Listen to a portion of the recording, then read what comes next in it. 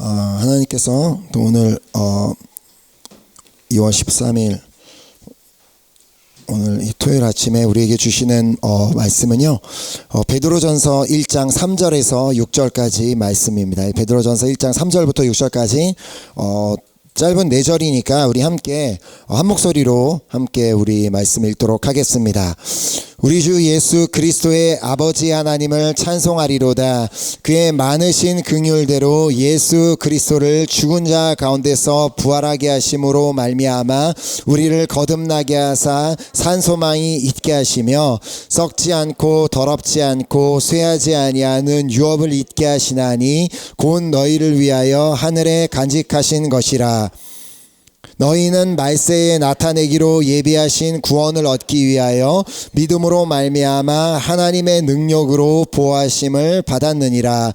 그러므로 너희가 이제 여러 가지 시험으로 말미암아 잠깐 근심하게 되지 않을 수는 없으나 오히려 크게 기뻐하는도다. 아멘. 아멘.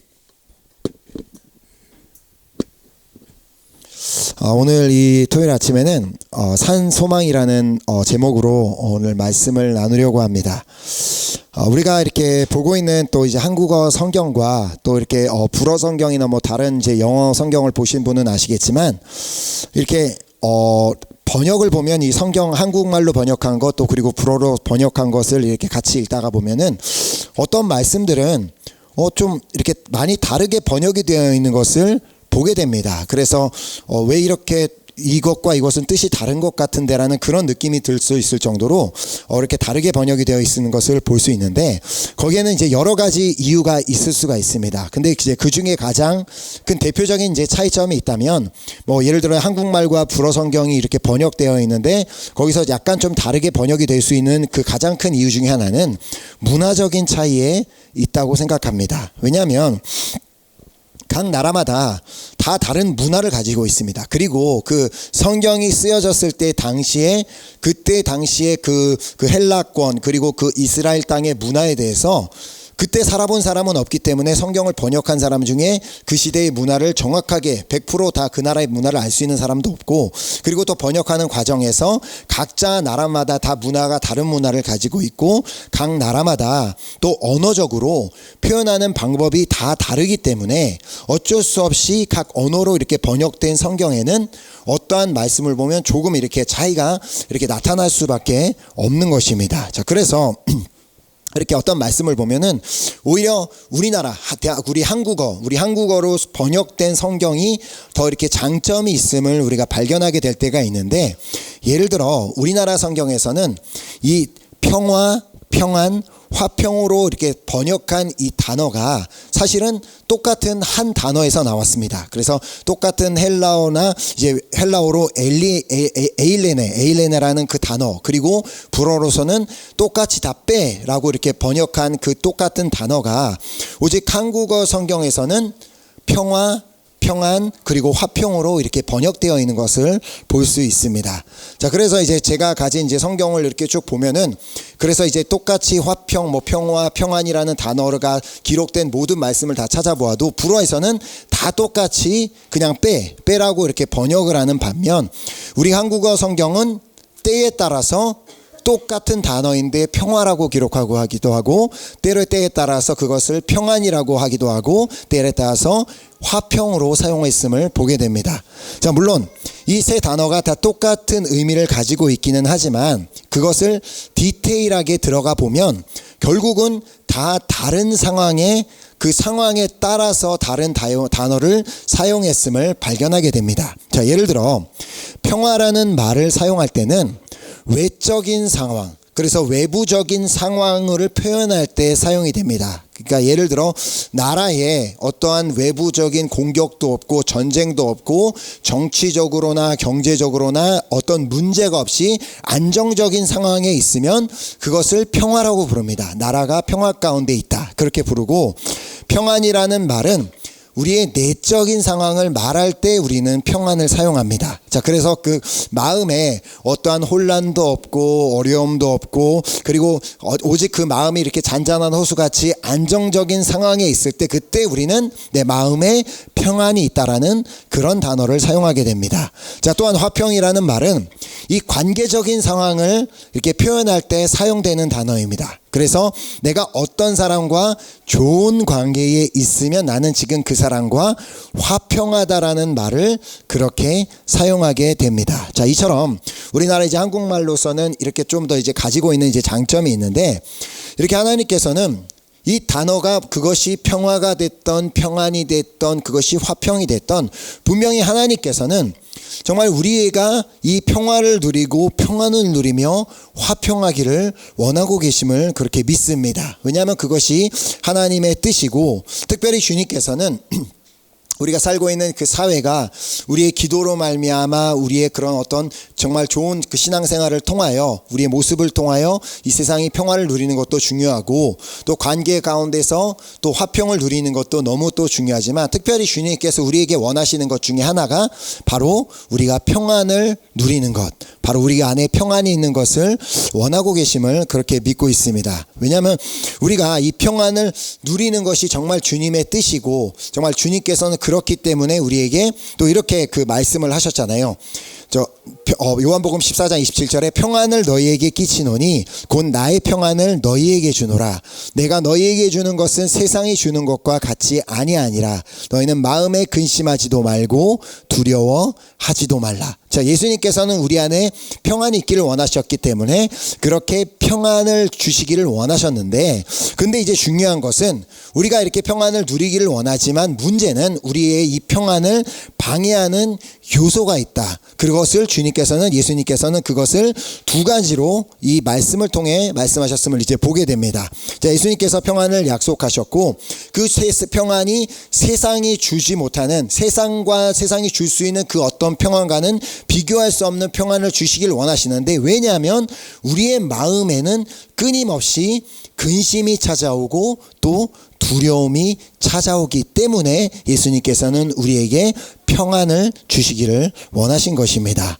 자, 그래서 오늘 우리는 오늘 이 예배 시간과 또 내일 이제 주일 예배 말씀 시간을 통하여서 이 우리의 마음의 평안을 빼앗아가는 이 대표적인 이 두 가지 요소를 이제 살펴보고, 우리가 어떻게 이 근심과 이 두려움으로부터 자유해져서 평안을 누리게 될 수 있는지를 우리가 말씀을 통해 나누는 시간을 가져보려고 합니다. 자, 그래서 오늘은 먼저 이 근심에 대한 이제 부분을 이제 나누어 보려고 하는데, 혹시 우리가 이제 또 한국말을 이제 자주 이렇게 사용하는 단어 중에 비슷한 단어이지만 그러나 또 결론적으로 이제 의미가 깊은 의미로는 이제 다른 의미를 갖고 있는 두 단어가 있는데, 그것이 바로 근심과 걱정이라는 단어입니다. 그래서 저는 이제 뭐 이렇게 한국말에 대해서 크게 생각을 안 하지만 때로는 근심과 걱정 똑같은 말인 것 같은데 왜 늘 근심 걱정을 버리라 이렇게 얘기를 하는지에 대해서 생각을 해봤는데, 이제 그것에 대해서 이제 제가 이제 그 차이점에 대해서 사전적으로 찾아보니까 이제 표준 국어 대사전에 따르면 걱정이라는 이 단어는 안심이 되지 않아 속을 태움이라는 의미를 가지고 있고, 그리고 근심은 해결되지 않는 일 때문에 속을 태우거나 우울해함을 의미한다고 합니다. 그래서 비슷한 단어 같지만 결론적으로는 구체적으로 이제 깊이 들어가 보면 다른 의미라는 것을 볼 수 있는데, 즉 어떠한 일에 대해서 단순히 불안한 감정을 느낄 때는 걱정을 사용하게 됩니다. 내가 좀 이따가 지하철을 타야 되는데 놓치면 어떡하지? 그리고 오늘 저녁에 뭐 먹지? 이런 것들은 걱정입니다. 왜냐하면 그냥 단순히 그냥 잠깐 이렇게 그 불안한 감정을 느낄 때는 걱정을 사용하지만, 그러나 노력을 하여도 내가 어떻게 노력을 해보아도 잘 풀리지 않는 경우에 대해서는 내가 근심하게 된다. 자, 이 근심이라는 단어를 사용하게 된다는 것입니다. 자, 그렇기 때문에 내가 근심을 할 때 생각해 보면 근심하는 이유가 있습니다. 왜냐하면 나에게 어떠한 문제가 있기 때문에. 자, 그런데 그 문제가 있긴 한데 그 문제가 해결이 되지 않고 있기 때문에, 좀 빨리 해결이 되었으면 좋겠는데 그 문제가 해결이 되지 않고 있기 때문에 그 일 때문에 계속해서 그것에 신경을 쓰고 또 그것 때문에 속을 태우게 됩니다. 자, 그래서 불어 성경에서는 이 근심을 자주 우울함이라는 단어로 번역했음을 보게 됩니다. 이제 트리스테스라는 그 단어, 이 근심을 이제 트리스테스라는 단어로 계속 번역을 했는데, 그렇기 때문에 우리가 그 누구도 문제가 없는 사람은 없는데 그 문제 때문에 막 이렇게 고민을 하게 되고 걱정을 하게 되고 마음을 쓰다 보면은 결국 계속 그게 지속되다 보면은 그것이 우울한 감정으로 그렇게 우리를 사로잡게 되는 것을 느끼게 됩니다. 자, 결국 우리도 다 근심에 노출이 되어 있을 수밖에 없습니다. 자, 그래서 오늘 저는 이제 이 근심에 대한 부분을 이제 나누면서 저희 이제 개인적인 이제 간증을 이제 좀 나누어 보려는 이제 그런 이제 감동을 받아서 이제 간증을 나누려고 하는데, 저에게 어떤 이제 근심이 있었고, 물론 지금도 100% 그 근심이 사라진 것은 아닙니다. 자, 그렇지만 어떻게 제가 이제 그 근심을 이겨내고 있는지를, 그래서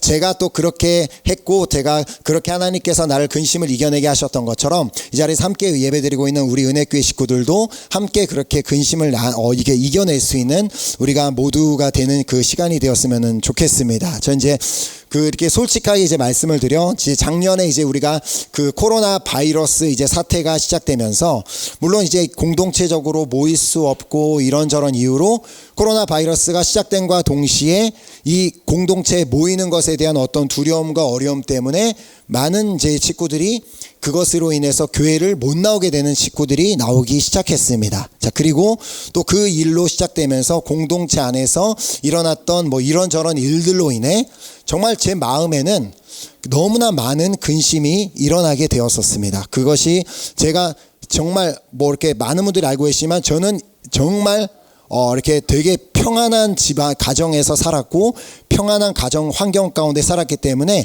인생을 지금까지 살면서 그렇게 크게 근심을 해보거나 뭐 걱정, 염려 뭐 이런 것과는 별로 상관이 없이 살아왔는데, 작년부터 올해까지 아직까지 100% 그 근심에서 벗어나 본 적이 없이 그 근심이 내 마음 한켠에는 여전히 남아있는 그러한 삶을 그렇게 지금 살고 있습니다. 자, 그래서 이렇게 그 코로나 바이러스 시작과 함께 믿음이 약한 지체들이 공동체를 떠나게 되고 예배 자리에 나오지 않게 되고, 또 공동체 안에 일어난 일들로 인해서 우리 공동체를 떠나고 또 최근까지도 공동체를 이렇게 떠나는 그런 일들을 보면서 정말 내 마음에 어떠한 느낌이 드냐면, 막 무언가가 정말 무거운 것이 내 막 마음을 막 짓누르는 것 같은 그런 너무나 정말 괴로움이 내 마음에 자리 잡게 되었었습니다. 그것이 이번 주 초까지도 그것이 계속됐는데, 그 근심이 정말 내 마음을 떠나지 않았고, 그로 인해서 저의 마음이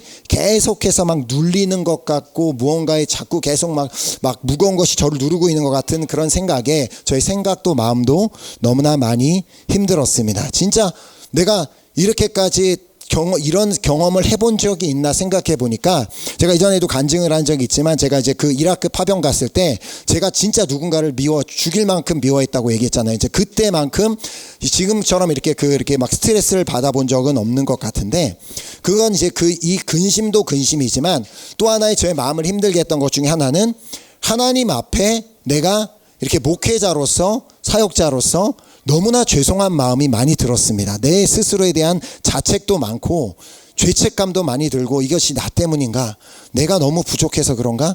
내가 기도 많이 안 해서 그런가? 다 나 때문인가? 그래서 이렇게 돌아보면 하나님 앞에 내가 속으로 가장 많이 했던 고백 중에 하나는 하나님 죄송합니다 였습니다. 그냥 하나님 저 너무 죄송합니다. 그래서 그냥 뭐 이런저런 누구 어떻게 믿음은 지체해서 약해서 넘어지는 지체, 이런 모든 상황들이 다 나 때문에 일어나는 일 같아서 너무나 하나님 앞에 죄송한 마음이 많이 들었습니다. 자, 그렇게 근심이 나의 온 마음과 생각을 완전히 사로잡고 있는 것을 제 스스로 이렇게 느끼면서, 나 왜 이러고 있지? 압니다. 내가 근심하고 있는 건 알지만 그 스스로 내가 벗어나지 못하고 있는 것을 보면서, 근심은 정말 이런 거구나라는 것을 내 스스로 근심에 대해서 이렇게 정의를 내렸습니다. 근심이란 믿음을 갉아먹는 벌레다. 제 스스로 이렇게 정의를 내렸습니다. 근심이란 믿음을 갉아먹는 벌레다. 저를 근심하게 만드는 생각이 한번 머릿속에 자리 잡기 시작하니까 계속해서 그 생각에 사로잡혀서 그 생각에 완전히 휩싸여 있어서 하나님의 전능하심, 하나님의 전지하심, 무소부지하심, 그런 것은 생각하지 못하고 계속해서 그냥 내 근심을 하게 만드는 그 문제와 상황들만을 생각하고 바라보고 판단하고 막 그런 생각들이 점점 계속 제 안에 차오르면서 하나님과 멀어지고 그렇게 믿음과 멀어지고 있음을 내 스스로 느끼게 되었기 때문이었습니다.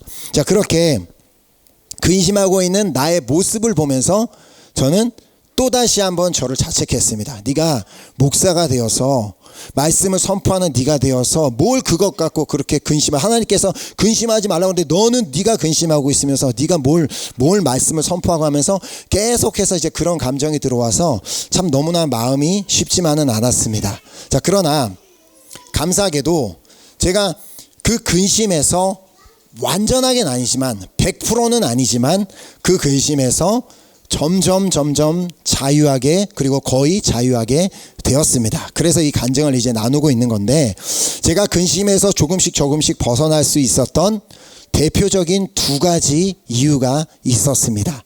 자, 먼저는 첫 번째로는 저의 부르심에 대한 확신 때문이었습니다. 자, 로마서 11장 29절 말씀해 보면 하나님의 은사와 부르심에는 후회하심이 없느니라. 이 말씀처럼 저는 하나님께서 저를 주의 종으로 부르셨다는 사실을 확신합니다. 한 번도 의심해 본 적이 없는데 사실 지난 1년간 조금 의심이 들어올 뻔은 했습니다. 나를 부르신 게 맞는 걸까? 그 의심이 조금 들어오기 때문에, 그러나 저는 이 하나님께서 나를 부르셨다는 그 확신이 있기 때문에 결코 끝까지는 흔들리지는 않았지만, 단지 이렇게 내가 너무나 정말 주의 종으로서 너무나 부족함이 많음에도 불구하고 나 같은 사람을 불러서 사용하시는 하나님께서 좀 수고가 많으시기는 하지만 저는 부르심에 대한 그 확신이 있기 때문에 하나님께서 나를 부르셨다면 나의 삶도 책임지시고 나를 붙잡고 계시고 나를 끝까지 나를 인도해 주실 것이라는 그 확신이 있기 때문에 나의 마음의 근심을 조금씩 점점점 이겨낼 수 있었습니다. 이처럼 우리 한 사람 한 사람도 각자마다 그 부르심의 확신이 너무나 중요합니다. 자, 그런데 이 부르심에 대한 확신이 중요한데 저는 특별히 우리 은혜교회 공동체를 향한 부르심에 대한 확신 또한 있습니다. 자, 하나님께서 이 은혜교회 이 공동체는 하나님께서 이 땅에 세우신 교회이며 하나님께서 이 파리 땅에 다른 한인교회들이 있었음에도 불구하고 하나님께서 우리 선교사님에게 감동을 주셔서 이 교회를 세우셨을 때는 분명히 이 교회를 향한 분명한 부르심이 있기 때문에 이 교회를 세우셨고 또 이 교회를 통해서 이루고자 하시는 일들이 있기 때문에 하나님께서 우리 이 공동체를 이 땅에 부르셨음을 확신합니다. 아멘. 정말 그리고 이 자리에 있는 우리 한 사람 한 사람도 하나님께서 이 프랑스 땅에 부르셨다라는 그 확신이 있다면 내가 그 순간순간마다 어떤 어려움과 흔들림이 있다 할지라도 하나님께서 나를 이곳에 부르셨다라는 확신이 있으면 끝까지 어떤 환경 가운데서도 믿음으로 이겨내게 될 줄 믿습니다. 왜냐하면 부르신 분이 하나님이시라면 책임지는 건 누구예요? 하나님이 책임지십니다. 내가 스스로 왔다면 내가 책임져야 되지만 하나님께서 부르셨으면 확신이 있다면 하나님께서 반드시 책임지실 것을 믿으시기 바랍니다. 자, 그리고 이제 두 번째는 제가 그 근심을 이겨낼 수 있었던 두 번째 이유는 말씀 때문이었습니다. 자, 우리가 지난 주일에 받은 말씀 기억하시나요? 우리가 이제 이번 주에 암송하기로 했던 디모데전서 4장 4절 5절 말씀 중에 이제 4절 말씀. 하나님께서 지으신 모든 것이 선함에 감사함으로 받으면 버릴 것이 없나니. 아멘. 제 마음엔 솔직히 감사함으로 받고자 하는 마음이 없었습니다. 그럴 마음도 여유도 없었고 감사하고 싶은 마음도 없고 감사함으로 받고 싶은 마음도 없고, 왜냐하면 근심으로 완전 다 가득 차 있었기 때문에. 하지만 이것이 주님의 말씀이기 때문에 주님이 그렇게 말씀하셨고, 그리고 또 제가 하나님께서 저에게 감동을 주셔서 제가 그렇게 제 입술로 말씀을 선포했기 때문에 저도 이 말씀을 아멘으로 받고 저에게 또 우리 교회에게 허락하신 이 모든 그 상황을 감사함으로 받기 시작했습니다. 자, 물론 말씀으로 인해 갑자기 그 안에 있던 근심이 어느 한순간 짠 하고 사라진 것은 아닙니다. 자, 하지만 이어지는 이제 우리가 5장 말씀, 이제 5절 말씀을 통한 역사가 제 안에 일어나는 것을 제가 느낄 수가 있었습니다. 하나님의 말씀과 기도로 거룩하여짐이라.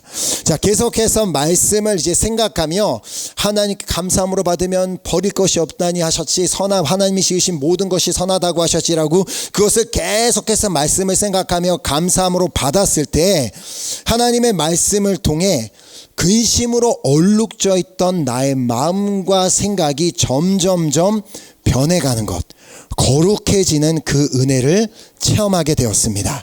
자, 이것이 어떤 의미냐면, 자, 예를 들어 물컵에 이제 물컵이 하나 있는데 그 안에 더러운 물이 가득 차 있는데 그 안에 그 더러운 물로 가득 차 있는 컵 안에 깨끗한 물을 계속해서 붓다가 보면은 결국은 그 컵 안에는 깨끗한 물밖에 남지 않게 되는 것처럼 우리 마음에도 근심도 있을 수도 있고 염려, 걱정, 두려움, 수많은 것들이 우리의 마음에 담겨져 있을 수는 있지만 계속해서 그 마음 가운데, 생각 가운데 하나님의 말씀과 기도를 계속해서 그 안에 부어갈 때 점점점 그 내 안에 있던 더러운 것들이 자연스럽게 빠져나가고 하나님의 말씀과 하나님의 그 은혜가 점점점 내 안에 가득 참으로 말미암아 내 마음이 거룩하게 되는 역사가 일어나게 된다는 것입니다. 자, 그래서 우리가 잘 알고 있는 말씀이 있습니다. 히브리서 4장 12절 말씀에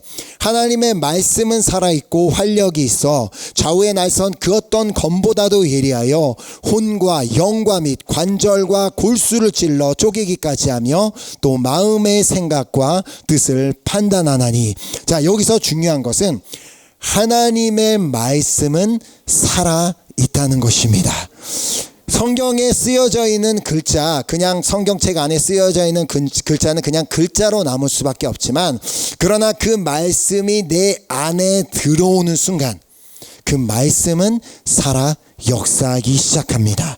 자, 그래서 내 안에 깊숙이 숨겨져 있던 그 어떤 것이라 할지라도 그것이 깊숙이 숨겨져 있는 상처, 우울함, 아픔, 그 무엇이 됐다 할지라도 그 깊숙한 곳까지 하나님의 말씀이 살아서 그 상처들을 찾아가서 그것을 다 찔러 쪼갤 뿐만 아니라 또 나의 마음과 생각 안에 그 말씀이 살아 역사하게 된다는 것입니다. 자, 왜냐하면 말씀은 살아있기 때문입니다.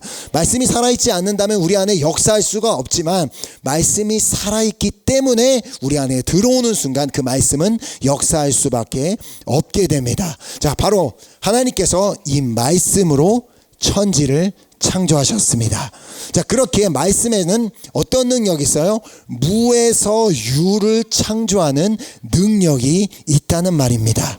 자, 지금 내 마음에 전혀 평안이 없는데 평안을 만드는 능력이 하나님의 말씀 안에 있고, 지금 내 안에는 기쁨이 전혀 없는데 내 안에 없던 기쁨을 만들어내는 능력이 바로 하나님 말씀 안에 있음을 믿으시기 바랍니다. 아멘. 저는 그래서 이번 주에 다시 한번 이 살아있는 하나님의 말씀을 제가 먼저 체험했습니다. 아, 진짜 하나님의 말씀이 살아있구나. 그래서 계속해서 어떤 근심이 찾아올 때 더 하나님의 말씀을 보려고 하고 또 하나님의 말씀을 들으려 하고 찬양을 듣고 자꾸 그렇게 하나님 앞에 내 마음을 고백하며 기도하니까 그것이 내 안에 살아 역사하는 것을 제 스스로 먼저 그것을 체험했습니다. 그리고 오히려 근심을 통해 더 감사하게 되었습니다. 왜냐하면 근심이 있었기 때문에 하나님을 더 바라보게 되었고, 근심이 있었기 때문에 하나님을 더 찾게 되었고, 근심이 있었기 때문에 말씀이 살아 역사한다는 사실을 새롭게 체험했기 때문입니다. 자, 물론 아직도 교회를 향한 그 근심이 남아있기는 하지만 이 교회는 예수 그리스도가 주인이신 교회이기 때문에 또 모든 것을 아시는 주님께서 친히 세우신 교회고 친히 주님께서 오늘까지 인도해 주신 교회이기 때문에 주님께서 주님의 뜻대로 끝까지 인도하시고 함께 하실 것을 믿기 때문에, 저는 그 사실을 믿기 때문에 정말 그렇지, 주님께서 책임지시겠지라는 그 마음 때문에 저는 결국 제 마음에 평안을 얻게 되었습니다.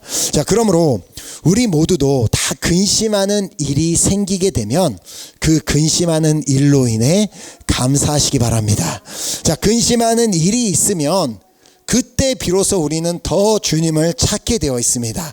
근심이 있기 때문에 우리는 주님을 더 바라보게 되어 있고, 우리가 그 광야 길을 가고 있기 때문에 우리는 더 주님을 찾을 수밖에 없고 주님만을 향해 나갈 수밖에 없기 때문입니다. 자, 그렇기 때문에 근심이 찾아올 때 어떻게 받으라고요? 그것을 감사함으로 그 근심을 받으시기 바랍니다. 자, 그리고 말씀과 기도로 계속해서 내 마음과 생각의 그 잔을 계속해서 채워나갈 때 내 마음은 거룩해지는 역사가 일어나 마음에 있던 근심 대신 그 마음의 평안으로 채워지는 역사가 일어나게 될 것을 믿으시기 바랍니다. 자, 그래서 주님께서 말씀하셨습니다. 요한복음 14장 1절에 너희는 마음에 근심하지 말라.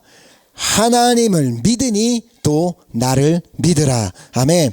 우리가 그 마음에 근심하지 않을 수 있는 방법은 바로 하나님을 믿고 또 예수 그리스도를 믿는 것. 근데 예수 그리스도가 누구예요? 말씀이 육신이 되어 이 땅에 오신 하나님의 아들. 그렇기 때문에 바로 하나님의 말씀을 믿으라는 얘기입니다. 자, 왜냐하면 하나님께서는 우리가 근심 대신에, 우리가 근심을 가지고 우울해하면서 정말 그렇게 힘들어하면서 사는 것이 아니라 우리가 좀 인생 가운데 산 소망을 가지고 살 수 있도록 우리에게 예수 그리스도를 보내주셨기 때문입니다. 자, 오늘 본문 3절 말씀입니다. 우리 주 예수 그리스도의 아버지 하나님을 찬송하리로다.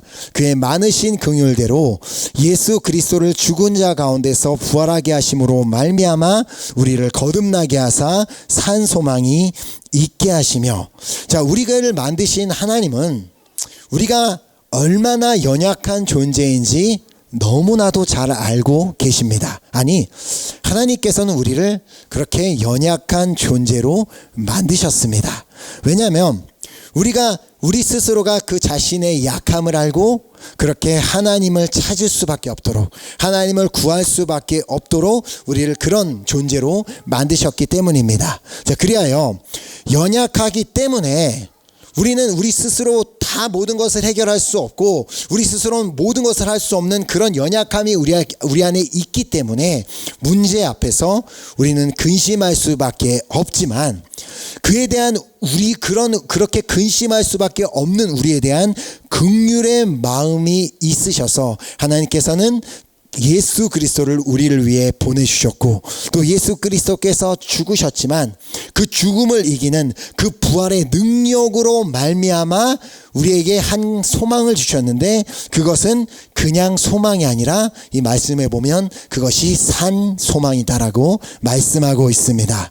자, 그러므로 예수 그리스도를 믿는 자에게는 그 안에 있던 근심이 뭘로 바뀌는 역사가 일어날 수 있어요? 바로 산 소망으로 바뀌는 역사가 일어날 수 있습니다. 자, 예수 그리스도의 부활의 능력을 믿을 때 예수 그리스도가 정말 죽음을 이기신 그 부활의 능력이 있으심을 믿는다면, 죽음도 이기신 주님이 우리를 지금 근심하게 만드는 그 어떠한 문제라도 해결해 주실 수 있으시며 그 어떠한 문제도 우리가 믿음으로 이기게 하시지 않겠습니까? 자, 그렇게 우리의 소망은 그냥 소망이 아니라, 그냥 일반적인 사람도 갖고 있는 그냥 일반적인 소망이 아니라 우리의 소망은 산 소망이 되어야 하는데, 그 산 소망이 도대체 무엇을 의미하는지를 바로 다음 절을 통해 우리에게 말씀하십니다. 자, 썩지 않고 더럽지 않고 쇠하지 아니하는 유업을 잊게 하시나니 곧 너희를 위하여 하늘에 간직하신 것이라. 자, 우리로 하여금 근심을 이기게 만드는 산 소망은 어떻다고 말씀하시냐면, 썩지 않고 더럽지 않고 쇠하지 않는 유업을 잊게 하는 소망이다 라고 그렇게 말씀하고 있습니다. 자, 그것 즉 산 소망이란 이 땅의 것은 다 썩고 다 더러워지고 다 쇠하여질 수밖에 없습니다. 그러니까 결국 그 산 소망이란 이 땅의 것을 소망하는 것이 아니라 곧 구원받고 하나님 나라에서 누리게 될 그 영생에 대한 소망을 말씀하고 계시는 것입니다. 자, 그 하나님의 구원을 받고 누리게 될 그 영생은 결코 썩지도 않고 더러워질 수도 없고 쇠하여질 수도 없는 그 정말 그 영생입니다. 자, 우리의 삶이 만약에 이 땅에서 누리는 삶이 전부라면, 그냥 우리에서 이 땅에서 누려야만 하는 것이 전부라면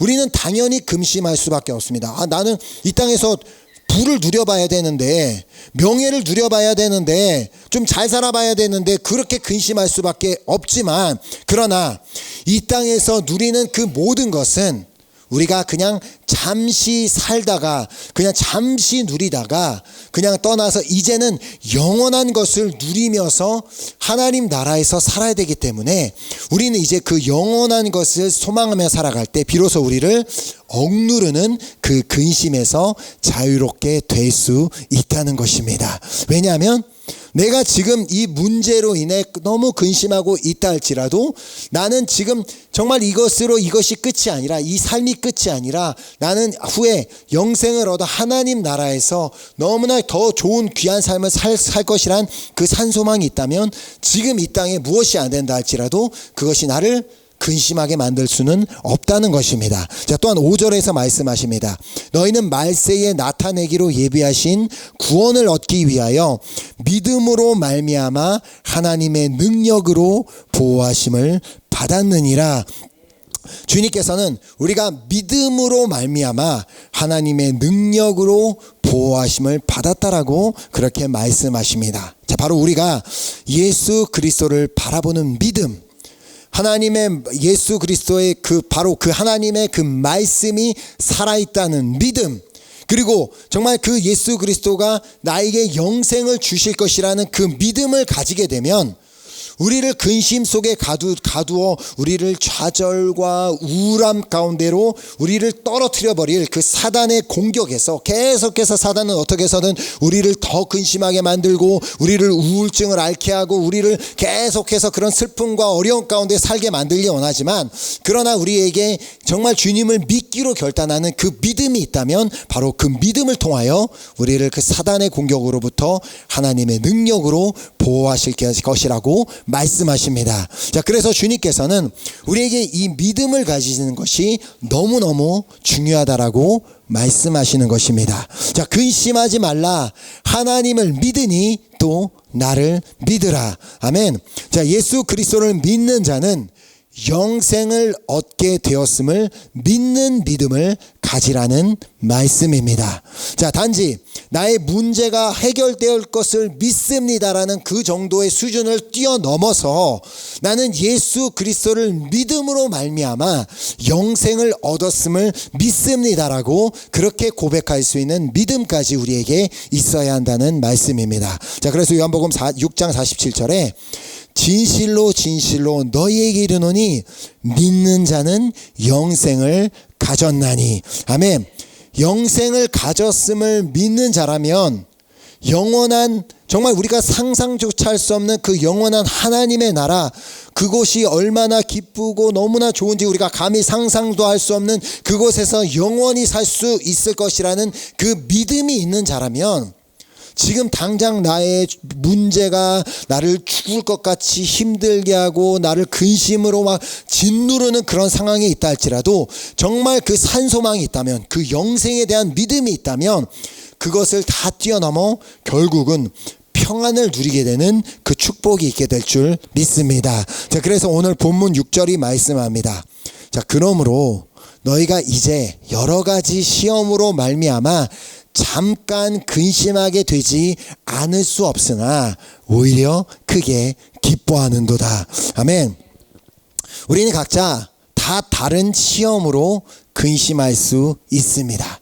자, 저처럼 뭐 교회의 일로 근심할 수도 있고, 어떤 분은 가족 문제로 근심할 수도 있고, 어떤 분은 또 재정적인 문제, 또 어떤 분은 뭐 비전의 문제, 어떤 뭐 사업적인 문제, 또 그리고 학업적인 문제로 우리 다 근심할 수 있습니다. 이 말씀처럼 여러 가지 시험으로 말미암아 잠깐 근심하게 되지 않을 수 없으나, 이 말씀처럼 우리는 당연히 살다 보면은 근심할 수밖에 없는 그런 문제와 일들을 만날 수밖에 없다는 것입니다. 자, 그러나 제가 오늘 이 간증을 나눈 것처럼 정말 우리 한 사람 한 사람에게 나의 부르심에 대한 확신이 있다면, 또한 내가 계속해서 그 근심이 내 안에 있지만 계속해서 말씀을 붙잡고 기도로, 말씀으로 내 안을 채우고, 말씀과 기도로 계속해서 내 안을 채우면서 나아간다면, 무엇보다 부활하심으로 말미암아 우리에게 산소망을 허락하신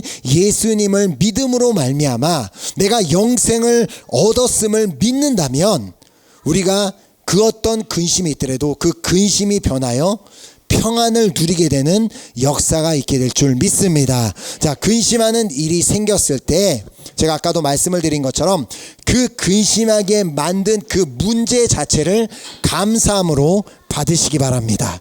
감사할 수 있는 일만 감사함으로 받는 것 아무나 할 수 있습니다. 그러나 우리가 정말 예수 그리스도를 믿는 자라면 지금 나를 힘들게 만드는 그 문제, 나를 근심하게 만드는 그 문제, 나를 우울하게 만드는 그 문제를, 바로 그 문제를 그냥 감사함으로 받으시기 바랍니다. 왜냐하면 우리는 그 문제를 통해 더 자연스럽게 주님을 바라보게 되고, 더 주님을 의지하게 되고, 더 주님을 찾게 하고자 하시는 하나님의 뜻이, 하나님의 숨겨진 그 뜻이 있기 때문입니다. 자, 아까 우리가 찬양했던, 그 찬양으로 고백했던 그 가사처럼 내 자아가 산산이 깨지고 높아지려 했던 내 꿈도 주님 앞에 내려놓고 오직 주님 뜻만 이루어지기를, 나를 통해 주님만 드러나시기를, 이렇게 고백할 수 있는 우리 한 사람 한 사람이 될 수 있기를 간절히 소망하며 축복합니다. 자, 마지막으로 예수님께서 주신 말씀을 기억하며 우리가 이 말씀을 붙들고 찬양 드리고 이제 기도하도록 하겠는데요. 요한복음 16장 33절에 이것을 너희에게 이르는 것은 너희로 내 안에서 평안을 누리게 하려 함이라. 우리 어디에서 평안을 누리게 하려 하신다고 말씀하세요?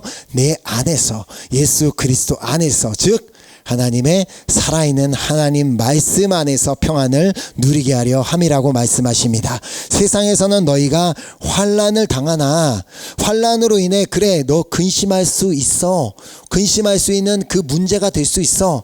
그러나 담대하라, 내가 세상을 이기었노라. 아멘. 부활로 말미암아 죽음도 이기신 주님께서 세상을 이기셨음을 믿는 믿음으로 말미암아 우리가 그 어떠한 문제 가운데서도 정말 근심하지 않고, 정말 우리가 정말 그렇습니다. 주님께서 정말 그 죽음도 이기신 부활의 능력이 주님이 오늘 나에게 그 산소망을 주심을 믿습니다라는 그 믿음을 가운데 우리가 살아갈 수 있다면, 우리가 근심 대신 오히려 평안 가운데 거하고 또 기쁨이 충만한 그러한 삶을 살게 되는 은혜가 있기를 예수 그리스도의 이름으로 축복합니다. 아멘. 이 시간 우리 함께